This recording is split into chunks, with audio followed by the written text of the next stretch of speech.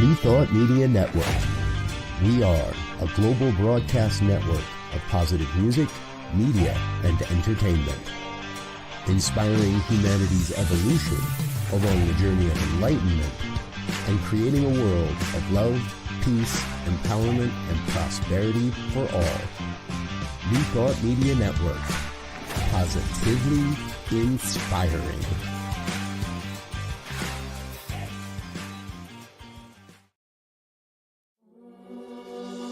Free my mind, open my heart with the whispers of truth. To live a conscious life, to live a conscious life on the growing edge. On the growing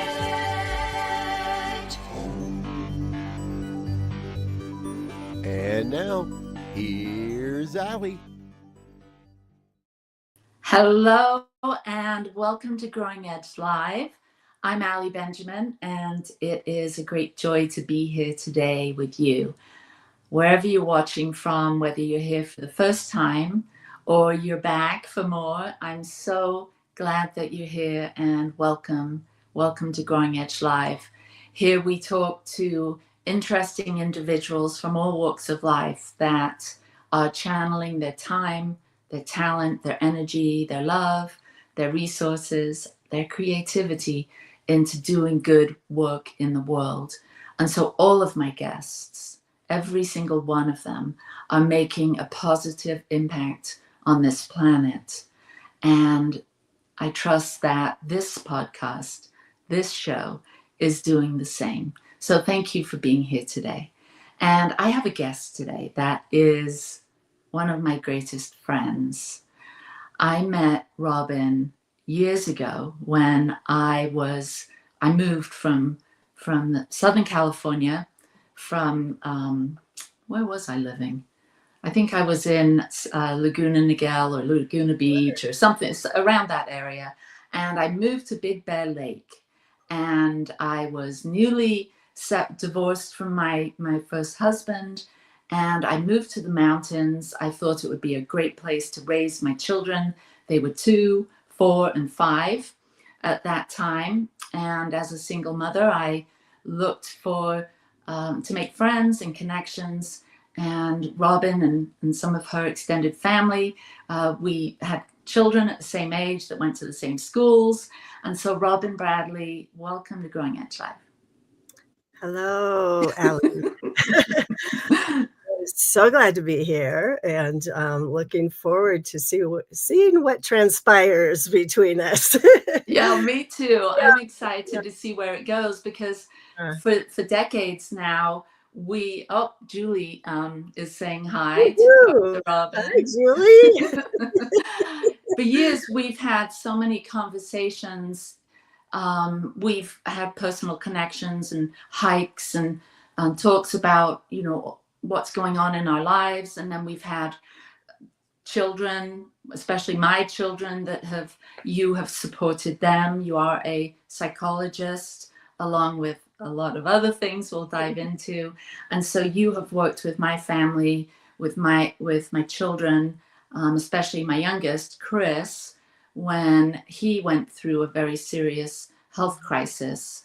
And you have always been a presence of light and love, not only in my family. I'm feeling emotional right now as I'm saying this, because I know that you've touched so many people's lives. And you've made such a difference in helping people go through some really big challenges. And I know that hasn't ended for you. You're still doing that decades later, even more so. So I'm so glad that you're here. It means the world to me to share my audience with you and share you with my audience. And I'm looking forward to diving in and sharing you in a very big way. So thank you for being here. Yeah. Okay, well, my heart's this big now. I really appreciate that introduction. And I truly am so honored to be here and to have this, what I'm framing it as, is this sacred conversation. And I was so excited to do this, and, purposely fully didn't put anything out in the media. And then my husband did.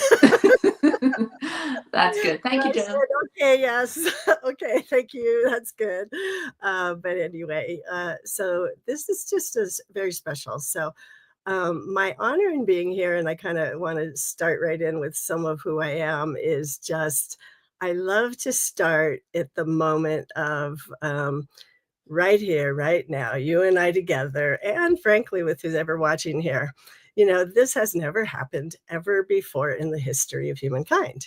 These moments have never happened. And so we have an opportunity here to just see what transpires in what I call my extraordinary, ordinary life, this life that we're sharing.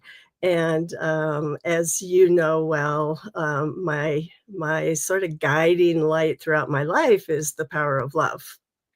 And so as I read even your introduction to your show, it's like, oh, perfect fit. Here we are, which I already knew. But so my hope is to just bring the power of love into presence. And that is kind of my current work, which I know we'll get to a little bit later, but is really about showing up in what I call Only Love Now and bringing that into presence in life. And that's what we've been doing here over these 20, 30, 40, however, how many we get doing this, right? Anyway, so I'm grateful to be here and get excited about what we're bringing and just the gift of life and the gift of love that we're sharing and a little bit of, why it's so important now in the world. Always has been, but the fires get hotter and it's like, yeah, we need more love, more love, more love. And I will explain more of that as we go along because my journey has been a lot about really trying to live that in the complexity of life, in the complexity of life and the challenges of life. And yeah, it's a good Well, story. good. We're grounded in love, and we're here at the very growing edge of our own Yes, evolution, yes, and that only happens in the now moment. And yeah. so we're tracking, and we are in the same heart set and mindset and consciousness of only love now. Yeah, and yes, I thought of growing edge this morning. Yeah, she's pushing my edge again. Giving me that line here, so Right. Well, and I'm interested to dive in because you are a very private person. I mean, yeah, you're very out there in the fields and the spaces that you're called or invited into. But my producer was looking for, well, how can I find out more about this woman? And there was nothing out there on the internet about you. So I know that there's a part of you that is sort of, you yeah. know, hidden a bit. But I want to get into who are you and where did you grow up? And, you are who you are today, but there was a lot before. I want to dive into that a bit. So where were you born and what was your childhood like? Okay, so, in preparation for coming, I had looked at a couple other interviews you did and said, "Oh my goodness, okay, let me get my life scope here." It's important, and I wanted to actually just share what happened when I did that because, my journey, very much right now, what I'm putting out in public, I call Only Love and the Treasured Life. And it's how we live life from the perspective of treasuring and loving. And for lots of people, that means a lot of rewriting your story because we've been in a generation or two of looking at more of the shadows and the dark side and whatnot. And so, anyway, the treasured life perspective. And then as I started, moving along, kind of little timeline, what I realized, which is very much me, and I kind of would invite people to do this, is if you get a piece of paper and you start a little timeline and you put kind of birth over here and, now over here, and basically create a line on the top and a line on the bottom, and then a space in the middle. And Allie, you disappeared on me, but I'm see anyway, so that's okay. Um, and basically if you were to plot your life on that bottom line with sort of the challenges the challenges and the the hot spots of things that were difficult in your life. And if you were to plot the top line with sort of the great memories and the treasures of life, and then on the same timeline, and then kind of look at the middle, and what you're going to see is some of our greatest treasures are happening at the same time as our greatest challenges. And I think that's an important message for now and now and now and now. I always use now and now and now because we're living now. But yeah, there's a lot going on. And so as I was doing this time, my attention again was drawn to the middle because the story of the treasured life that I wanted to tell was kind of there. It was in the middle. And so what's in the middle to me is our core. And how did our love show up? How were we guided through these high points and low points in life, difficulties and struggles through our core? And so as I started to look there all the way back to childhood, I started with the childhood, but then I saw sort of repeating themes. So how usual. yeah, across the decades and so forth. And so anyway, the theme coming in at the treasured life of childhood was I was born in Southern California girl, suburbs, working class, lovely family, 4 children, mom and dad. And delightful to see a childhood friend pop up earlier who we were cheerleaders together. Song leaders, actually. We did a lot of dancing.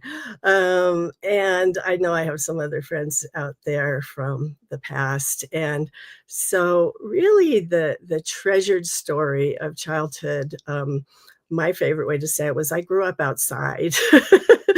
We had a home that was a farmhouse from the area. It was like an orange grove farmhouse in a cul-de-sac. So we had the yard. And what was really beautiful there, and you know how much I love nature, is even though we were in the suburbs and we were in a little cul-de-sac and it was the dead end street, we called it, where all the kids, we played ditch it and baseball in the street and so forth. But our yard was, when we bought it, when I was 7 years old, starting there, when we bought it, the prior owners had turned it into like an arboretum, with amazing plants from around the world. And they even had nameplates and, Wow. and it was grown up, so there were trees and flowers and rhododendrons and guava trees and bougainvillea and big trees, a big old oak, a hickory oak, and a big one over the driveway, and gardenias that grew, and camellias. Yeah. Anyway, is that the right word? Yeah. Anyway, so I was a kid that roamed around the yard all the time.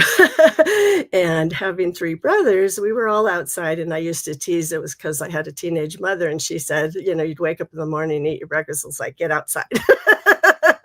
So the beauty of being outside.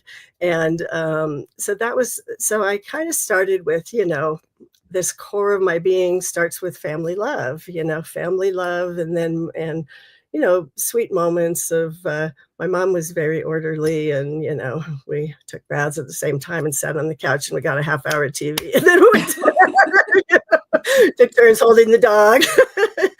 And my dog was my greatest friend. We played hide and seek, a lot. Anyway, so a lot of lovely time there in a neighborhood. You walk to school with the gang of kids and home and whatnot. And then teenage years, moving ahead. So where was I going? It was family love, nature, and reading. I read all the time. And what kind of books were you interested in as a child? Well, childhood, good old Nancy Drew. And then very early, though, it moved into spirituality type books, which was another part of my journey. And so as I moved more into my middle and early teen years, my mom had a little secret cupboard where she kept books that she wasn't sure my dad would want me to read. And my dad was a wonderful, optimistic, loving man, but he had his perspective. And so anyway, but so I read books on spirituality very young, and I learned yoga and meditation through books and television, like very, very, very early teens, and really was on a spiritual path very young. And then my story that anyone from my high school would know is, and then there was Joe. I met my husband on my 15th birthday. He crashed my 15th birthday. And then the story goes from there.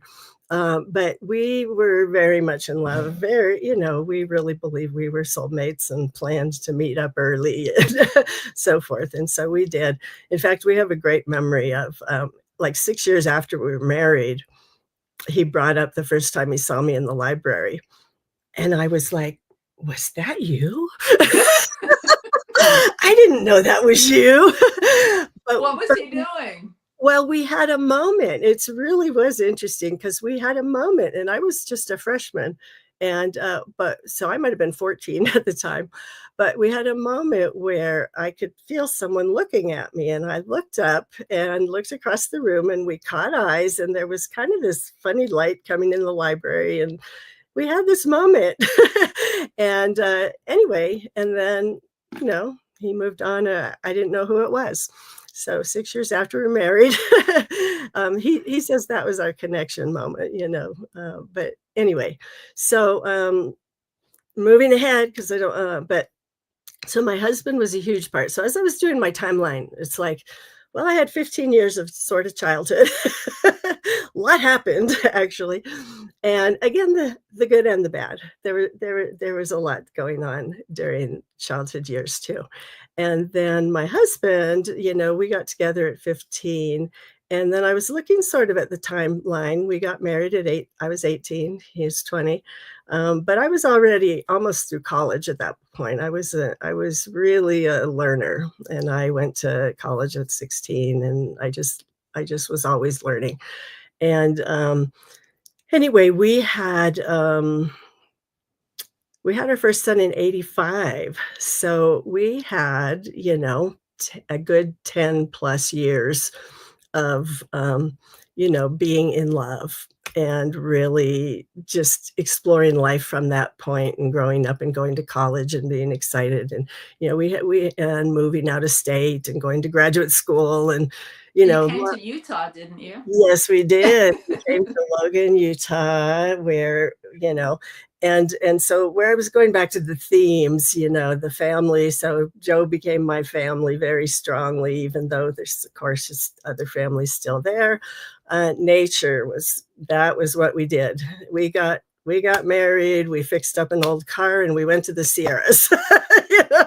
We started hiking, and we went to Yosemite, and then so between the mountains and the beach, we were back and forth all the time. And then, of course, when we went to Utah, we had mountains and snow, and we rode bikes all the time. Biking was always a big deal too. So anyway, always that.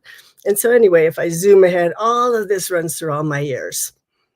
Family, nature, relationships, outdoors, adventures, and so forth. And then the other theme, coming back to more, was that really the early spirituality is really significant to who I am now, and what I did along the way. And part of that was because I did get into meditation very early, and I had amazing experiences that were out of the norm. And the biggest one being when I was 18, there were numerous small ones of really having amazing love and amazing moments in my meditations.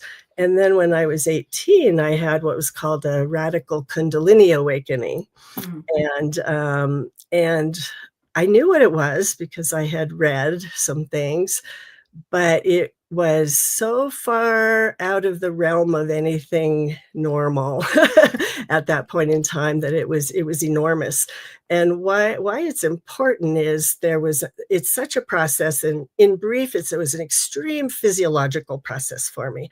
This energy that arose in me, and within moments, I was sweating and I literally threw off my clothes. I was soaked. My pajamas were soaked. And, it was this very, very physiological moment where light moved up through my body and sound. And there was this explosion of light. And I was sitting in this chair, kind of wishing I was in front of my mirror so I could see if this was outside of me or inside of me. It was so tangible.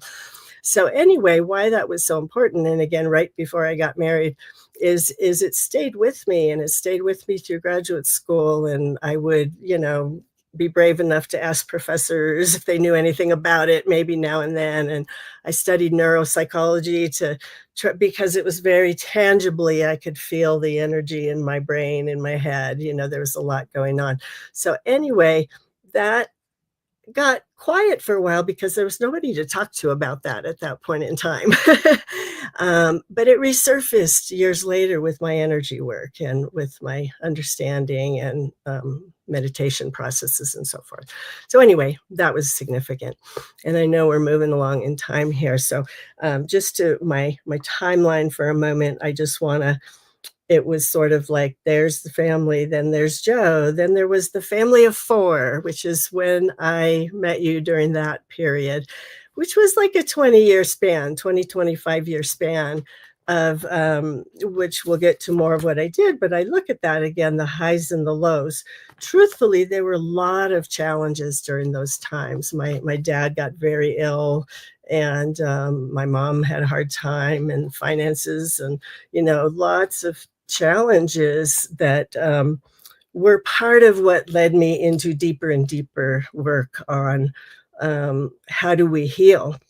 And then, of course, during that time period, I was raising my own children, but I was also working in community mental health. I was initially I had always worked with children to some degree, but then I was also in kind of severe mental health. So I was really getting to see the extreme challenges that people go through. And anyway, then branched from there during that time of raising kids. Again, there's the family and the nature and the sports and raising boys and all of that good stuff. And then there was, community mental health, and I began the Women of Wisdom retreats, and at the same time period, shaman training and multicultural explorations and energy work. And, all of it began to move together. And anyway, then just kind of quickly, we went from a family of four to a family of six to a family of 10. And the joys of that just keep growing. And so in each of those categories that I was sort of writing here, there was a good bit of work that went with it that I see was not only my work, but it was paralleling what was going on in the world. Because of course I'm working with people all the time. And so the challenges that people were going through, for example, when we moved into, 2008 and financial crises and losing homes and high anxiety and those things, but so all through the time period, there was a lot going on. And I had the blessing, I look at my honor, truthfully, there goes my emotion, but to work with so many amazing people, so many amazing people on the journey of life, going through, life and deaths and very difficult times. And, my great honor, excuse me, was to sit with people with as much love as possible, with profound love, as much love as possible, and be a place of memory, reminder that love is within us all the time. And more and more and more as it progressed in my own knowledge, this love is amazing, and it is the source of all creation in my world. But it's so amazing in the way we are designed. So we are designed not only with this core love within us, but we are designed with a physical system that can handle everything and help us take action, immense physical system. And that's come into focus in the recent years with health and, what's been going on in the world, and a greater understanding of what I call somatic intelligence, body intelligence, how to heal traumas physically from the ground up. So anyway, but we have that system. We have this amazing emotional system. That, of course, was very key in those child rearing years of community work, how to help people navigate emotions. And my mode was as simply and painlessly as possible, so I developed these methods of, presence and feel it for a few seconds and breathe and, moving through emotions. And that resulted in these shifts that were created. So anyway, some of this, again, I know I'll share a little more in detail, but what I called it it was like initially my work I called loving integrity, really about how do we come into wholeness with our love. And then it moved into kind of loving life and really bringing that into life. And then the I always had a higher consciousness group going also. So my women's groups that I created, that Women of Wisdom was part of that, but I had weekly groups happening also, a monthly, weekly groups, and meditation groups that I was a part of. And I forgot to mention part of my core again was friendships and my dear, dear friends along the way that we developed meditation groups. Yes, Gina, hi. And but these so core to staying in core, family and friends and so on. Anyway, and so the avalanche theory of our loving integrity is a little more specific way of how do we navigate challenges. And that leads more into where now I'm moving it into meditation programs and really deep healing programs where we can go to the core of love, then lay down for 30 minutes and take that love to every part of our body and every part of our being. And really magnify that love, and then sit up again and bring it into our highest creativity and our greatest visions and so forth before we walk out in the world again. So the way I just love hearing how you've put all of your life together and woven it all with the challenges and the great joys, and how all of that is so important in terms of who we are and how we develop and what we focus our energy and attention to based on those highs and lows. And I think it's a great, it's powerful to be able to look back. I remember working together, and we worked together on the Women of Wisdom. We did that process of the timeline, and I think we drew a tree, and we put on the tree all of the different, or at least I drew a tree, all the different things, all the different events, the highs and lows and the significance. And so hearing you share yours, and I'm feeling it's very similar to mine. I mean, very different. I grew up in England, but I too grew up in the outside. I'd leave in the morning and come back in the evening, and I was an only child, so I was out in nature all day too. And so I can see, based on our childhood experiences, why we've, kept connecting or being attracted to one another's energy. I'd love to know, before we go on a break, based on all of that we've just heard, would you say is your purpose? What is your purpose now as you're here on the green growing edge of your own becoming, and you've done all this work? You've been so, love has been such a core and central and foundational theme in not only your life, but in your healing practices and your, the work you do in the world. So what is your purpose currently? So truthfully, I summarize it all the time as only love now. And I'll share more of this after the break if need be. But I began a very powerful process when I was about 31, and, I had already been meditating, a lot of years, but this became sort of a writing, channeling, what I call talking to God kind of process, and, um, and it's been literally daily for 35 years. I estimate a minimum hour a day, over all of these years, and, so it's a meditation, it's a writing, but it was always a dialogue, so it was always, initially asking questions. How do I help people heal? How do I, so forth. Um, so the questions were different along the way, but really, truthfully, the similarity is how do I be in my highest potential, which is only love now, and assist others in being there and really having the experience, this purpose of really knowing the deep love that you already are. Knowing the Okay. deep love that you already are and accessing that through all of your intelligence systems. That's a model that I use, including spiritual intelligence, which is kind of a new terminology coming forward. Um, anyway, so am I saying it succinctly? It really is only Yeah. love now. And so it's bringing what I call only love is the love and the awe of the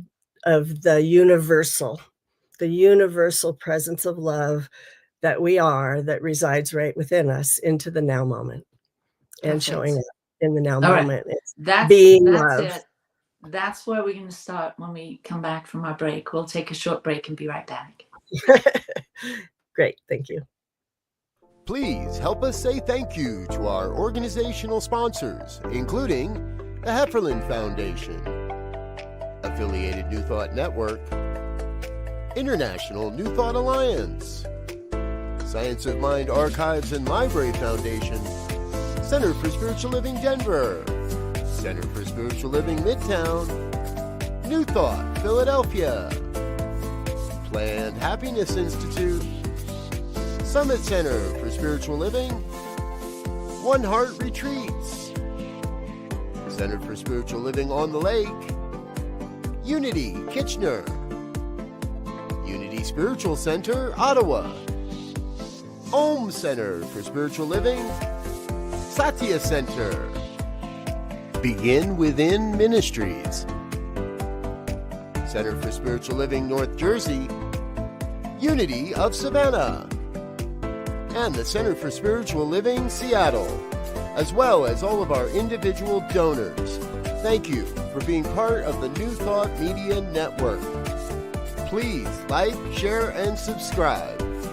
New Thought Media Network, positively inspiring.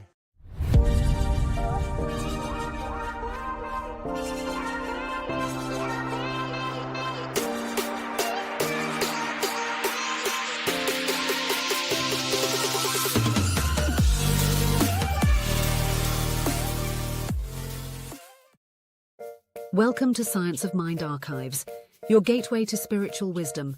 Join us for our grand opening gala. Experience a weekend of inspiration. Enjoy a ribbon-cutting ceremony, a gala dinner and workshops, plus a labyrinth walk and town hall. Connect with a community of seekers. Explore spiritual teachings and resources. Find your path to personal growth. Join us from April 24th to 27th. Lodging options are still available. Visit our website www.scienceofmindarchives.com for more details. Please RSVP by March 15th. Featuring Reverend Jesse Jennings, musical inspirations with Karen Drucker, and the spirit of Ernest Holmes. Come celebrate our new home at Unity Village, Lee's Summit, Missouri, and please visit www.scienceofmindarchives.com. Free my mind, open my heart with the whispers of truth. To live a conscious life, to live a conscious life on the growing edge. On the growing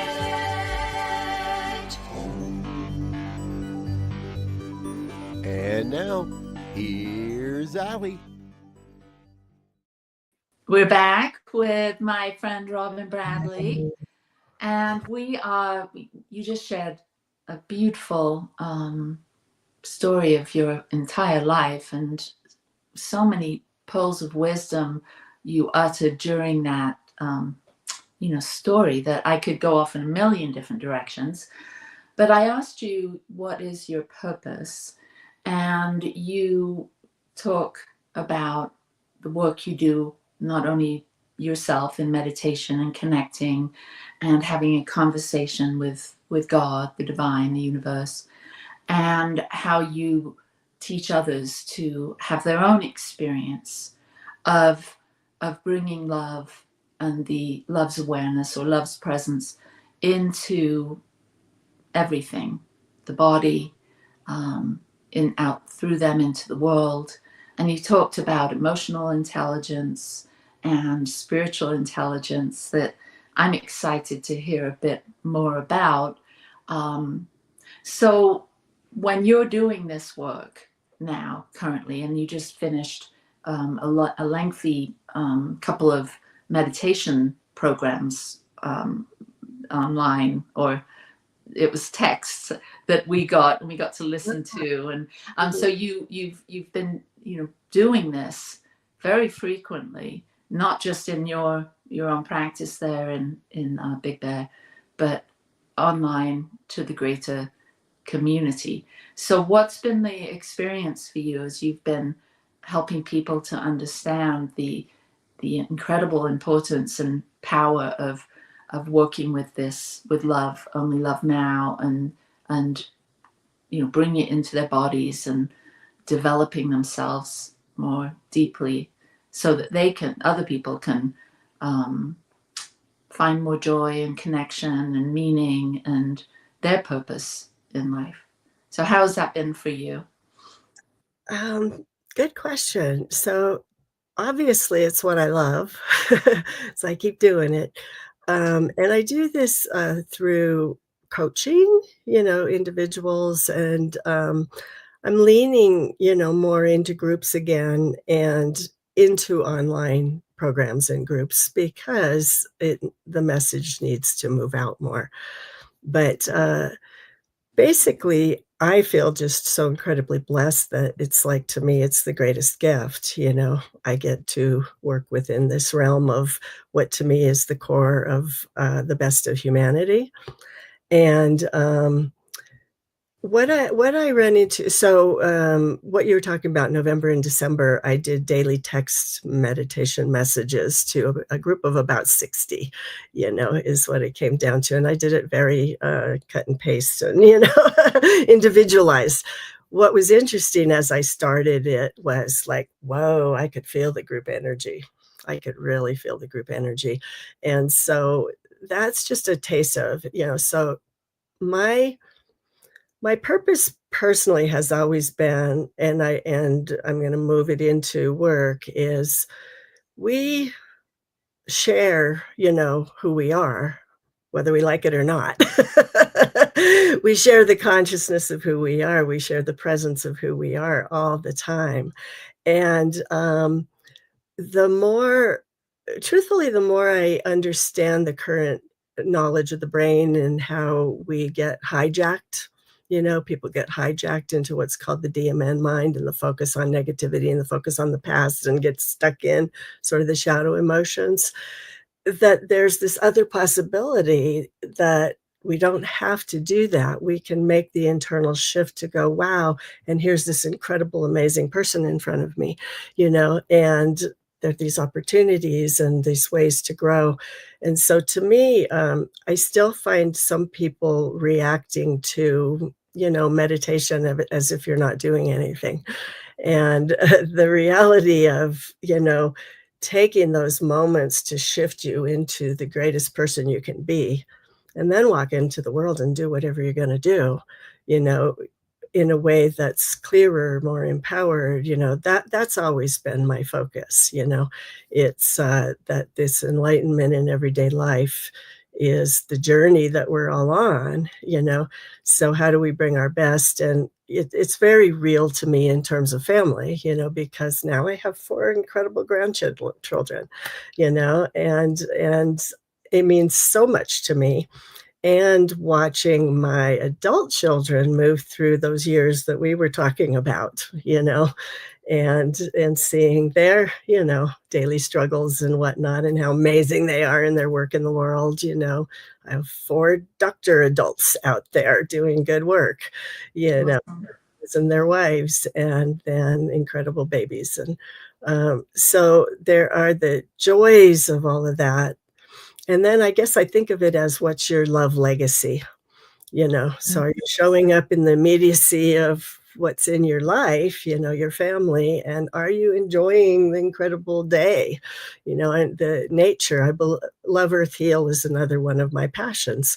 I believe we heal the environmental earth, the consciousness of the earth, the health of the earth, again, through our gratitude, through our love, through our presence, walking in gratitude in the forest. And one of my elder Native American friends said, when you step in the forest, the trees on the other side know you've arrived. It's a consciousness, it's a biome, So there's so much, to me at this point in life, so much more to explore about all of those areas we've talked about.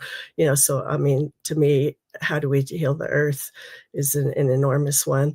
But moving right up, emotions. Honestly, one of the greatest gifts you can give your family and loved ones is know how to shift your emotions, know how to emotionally regulate, is what they call it, and be able to, embrace the emotions that your system is showing you for a reason. They're up for a reason. If you bring them through love and bring them through your heart, they will transmute into energy and passion and focus that you will be able to take into your life. So each, the reason why I'm moving into some of these meditation programs also is because the chakra system design and the body system design help us move through each of those intelligences. When we understand it, provides a framework. So anyway, each intelligence we could master, so to speak, and learn more of, and we're going to function better. We're going to do better work in the world. And ultimately, like when we get to, I'm going to just kind of do this quickly. So body intelligence, emotional intelligence. The next level is where it's our self perception, our identity, our ability to go introspective, intrapersonal, and really understand who we are and what's going on and why, so that, again, this incredible design that we have can help us come back to core, back to center, and we can take our best outward. And then that moves into heart and how we do that in relationships. And then it moves into throat and how we bring it through our voice, and then through our vision. And our vision and our crown, top of the head, are where now we're balanced and we're showing up in our mastery. But there's a lot of work to do in the world. There's a lot of good to happen. There's a lot of joy to be had.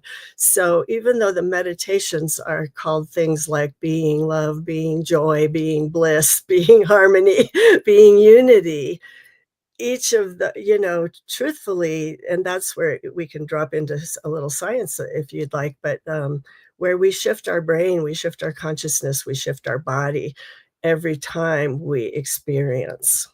So literally what I love in modern neurology is that it's now accepted that every experience changes us. Every experience grows our brain. So how are you growing it? Are you growing it by perseverating in the past and focusing on negativity? Are you growing it through these experiences of possibilities, states that we can engage in peak experiences, high joys, anyway, amazing things. And then you have children there that are like, Nani! All the time. And excelling in sports at 5 years old. And, I'm going to go skiing with them this afternoon, and they've already passed me up. Anyway, so am I getting to, so my experience is that people are amazing. And I did want to say one more thing. part of this love journey, I mean, I've got every day I focus and refocus and center and make sure I'm clear as I go into the world, and that's my practice. But um across 25, 35 years, I've developed my own methods. I've gone to thousands of workshops. I love learning. I've learned so many methods of how to help people heal.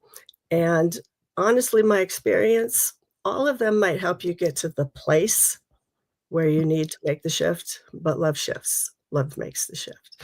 Your core, your love, that in your connection with a greater love, the universal love, that's where we transform, and that's where we move into our greatest potential. So anyway, Yeah, which so you were talking, we were talking a little yes, while ago about all of this. yeah, And as we usually do, it seems like our conversations always sound a little similar to this one. You mentioned a term that I hadn't heard. I've obviously heard about IQ yeah. and emotional intelligence. And you talked about SQ, spiritual intelligence. And I know it's really important to you to understand these concepts, these spiritual concepts, through the scientific lens. And so you do talk about neuroscience and understanding how we're building our brain and creating new neural pathways so that we can, stop believing some of the old thoughts and beliefs or stories that we, the darker memories sort of bubble up for us. And so what's SQ, and Mm, how do we understand this as a way of creating new neural pathways or developing a more love focused, mhm, seeing through a more love focused lens in our daily lives? mhm. Um, yes. So, I'm gonna throw one more term out, which I'm just gonna call it the LQ for a moment, which is the love quotient. And I do believe that that's the core organizing system for all of our other systems, our intelligence. So the term SQ, spiritual intelligence, was really just sort of coined officially by a man named Dawson Church. And he's bringing out a book that's actually coming out May 1st called Spiritual Intelligence. And and it's about, I like to read his, it's basically about how our individual consciousness connects with a consciousness greater than ours. And so the neuroscience part that's important, like right now, right to the minute, is that there is advanced like brain imaging that has allowed this research to happen that actually shows which parts of the brain sort of light up when someone, they actually are studying like master meditators, and and finding that the most rapid way to grow these brain circuits is through love compassion based meditations. So anyway, so the gist of it is, by studying this, they found there are 4 unique circuits that are different from emotional intelligence, that are different from our regular IQ, so to speak. And so those differentiations are made, and the 4 areas that seem to be lighting up, connecting, number 1 listed is emotional regulation. So again, that is part of all my programs because that's just how it developed, but that is developing part of our spiritual intelligence. The next one is focus, attention, focus, and the ability to be on task and focus, which of course meditation develops and other things do as well. But by being on task, we tend to quiet down the part of the mind that tends to perseverate in the past, basically. That's part of that. The self-in-control one, that's the one that I'm most interested in seeing where that's going. But I believe they're talking about it as it's a part of us. So I'm kind of putting it up here, higher consciousness, a part of us that quiets down again the perseverating parts of the brain and the negativity and the looking at the past, to allow us to open to new possibilities and to connect with others in a broader realm. Quickest way to get there is awe, Mm-hmm. connecting, awe, and so forth. And then the fourth one is empathy. So again, our love and connection and our abilities to love and connect are there. And actually, I know we're running out of time. Could we do a little, can you lead Let's us just through do a maybe little just like a 3 or 4 minutes with that? Can you do Sure. something? Okay. Let's just do a little process of anyone can join us here. And this is how easy it is just let's start for a minute and just breathe. Excellent. And intentionally, as you're breathing, go to the heart, open the heart. A group called Heart Math does this part as well. Excellent. Right now, as you go to the heart, just kind of breathe the word free. I get to be free. I choose to be free. I open to the freedom to be who I am. Excellent. I open to the love in my core, to the love that I am. I open to enough already. Excellent. I choose to be free of any past history of limiting my enoughness. Excellent. Excellent. Got it. And I'm opening to already. So as we open here, we're going to open to love in a very vast way. So open your heart and then kind of feel your alignment. Open your head to the heavens, feet to the earth. I do like to use the tree image here. Branches up, roots to the earth. You're grounded. Excellent. You're grounded. You're present. The freedom of sort of taking your time and space to move anything in it, anyone else out for these precious moments. This is a time of sacred conversation with yourself. I choose.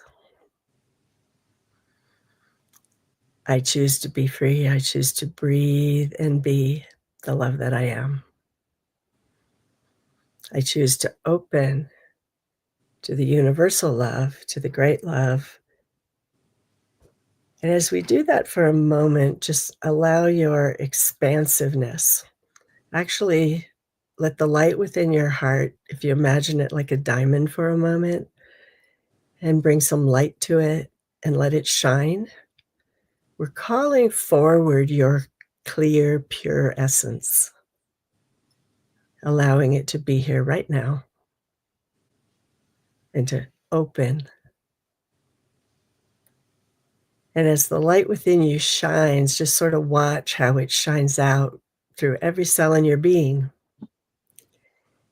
And as you do that, I call it the miracle in your molecules wakes up. Open your heart and shine your brilliance, your light. But know that every cell, every molecule within your being has access to this universal energy of love. And it is intelligent beyond words. You are already designed with the ability to access this incredible potential. So as you call it forward with your breath, we already sort of opened the head to the heavens. Just receive, just open your heart to being here now, being and breathing the love that you are, and feeling it throughout your body, through your embodiment. That's the now part, being here now.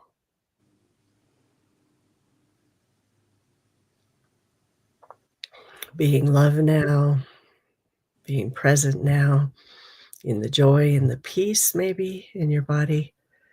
And then up to the head for a moment, let's just open to awe. How amazing, how awesome is it that we get to live this incredible life, that we get to share with incredible people, that we get to create through our actions the life that we're living. And as you feel that awe, let it expand again.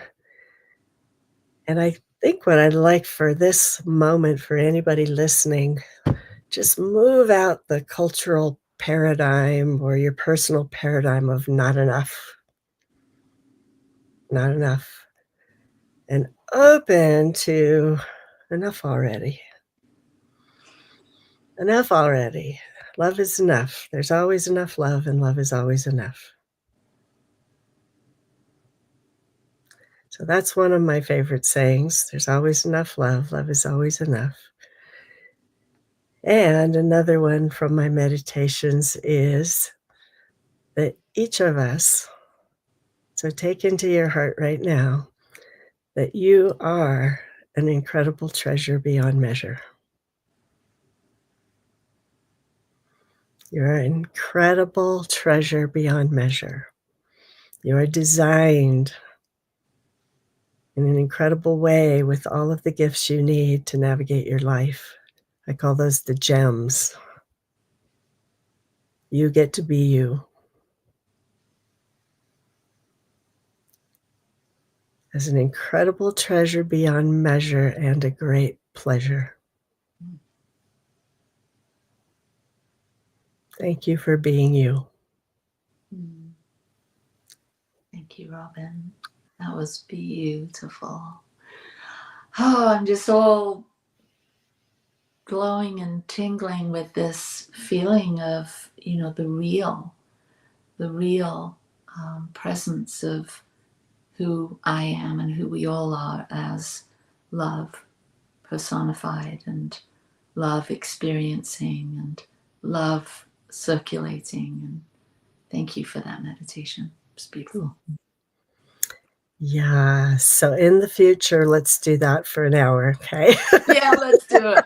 Well, we're right at the end, and I have so enjoyed having this long, deep dive with you and sharing you with my audience. And thank you so much for being here today. I know that this recording, this video, this podcast will go out and touch so many lives and really cause a ripple and a tsunami of love through consciousness. So thanks again, Robin. Thank you, Allie. Yeah, take care. And everyone, thank you for being here today. I know you've enjoyed this as much as I have, and I look forward to seeing you all again next week. Peace and blessings here from the Growing Edge. Mwah. Lots of love. Bye-bye. Free my mind, open my heart with the whispers of truth. To live a conscious life, to live a conscious life on the growing edge.